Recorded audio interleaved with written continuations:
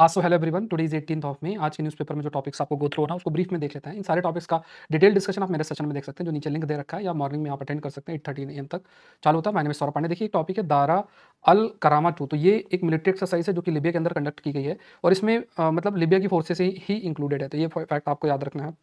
दूसरा टॉपिक है, एक वर्ड याद रखना, L1 गेटवे। L1 गेटवे ये जो है, इसको बताया गया it's the best way to reach the moon.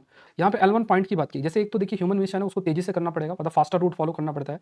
जैसे कि एस्ट्रोनॉट्स अगर हैं तो वो स्पेस रेडिएशन पे एक्सपोज ना हो।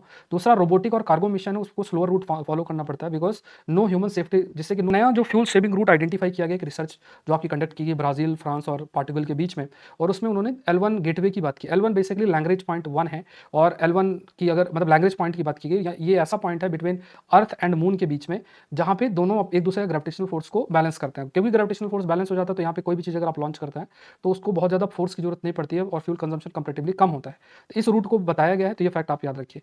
नेक्स्ट एक टॉपिक है, तीसरा इंडिया नॉर्डिक समिट, जिसके लिए इंडियन प्राइम मिनिस्टर अभी विजिट किए। तो नॉर्डिक देशों में स्वीडन, फिनलैंड, आइसलैंड, डेनमार्क और नॉर्वे, ये सारे देश इसके अंदर इंक्लूडेड हैं। अब अभी देखिए, यूक्रेन की वॉर हो रही है, आर्टिक रीजन में बहुत सारे बदलाव हो रहे हैं, तो इस वजह से नॉर्डिक देश काफ़ी महत्वपूर्ण भी बन गए हैं, और अभी कई प्रकार की वनरेबिलिटी फेस करना पड़ रहा है। अभी हाल में ही आप देखें तो फिनलैंड और स्वीडन, उन्होंने भी नाटो ज्वाइन भी किया है। रशिया सिर्फ ओनली नॉन नाटो मेंबर है आर्टिक काउंसिल का। आर्टिक रीजन का इंपॉर्टेंस भी बढ़ता जा रहा है। अब जैसे नॉर्डिक देश है नॉर्वे, हमें Arctic strategic science and security context में महत्वपूर्ण है। डेनमार्क है जो कि आर्टिक रूट और क्रिटिकल मिनरल्स के लिए महत्वपूर्ण है।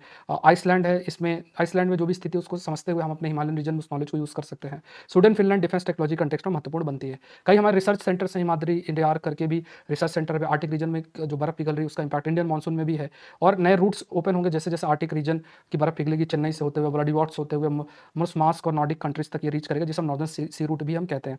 अब देखिए, अभी हमें कई कदम उठाने पड़ेंगे, like we have to build five arctic capable ice class tankers by 2030-31। India arctic economic forum, ये चीज़ बताई गई है, और arctic Himalayan climate data corridor, ये सब डेवलप करने की बात की। तो ये बहुत महत्वपूर्ण आस्पेक्ट है, ध्यान रखना। एक बाराकाह न्यूक्लियर एनर्जी प्लांट है जो यूएई में लोकेटेड है, इस पर अभी अटैक हुआ है पास में, इस वजह से ये आपका न्यूज़ में है। दूसरा देखिए, तुंगभद्रा रिवर है, ये तुंगासा, तो तुंगा और भद्रा रिवर मिलकर रिवर आपकी बनाती है, जिसे हम तुंगभद्रा रिवर बोलते हैं। तो ये फैक्ट आप याद रखना है। यहाँ पे ये मेनली कर्नाटका, फिर कर्नाटका आंध्र प्रदेश बाउंड्री, फिर आंध्र प्रदेश, और फिर कृष्णा रिवर को ये ज्वाइन करती है।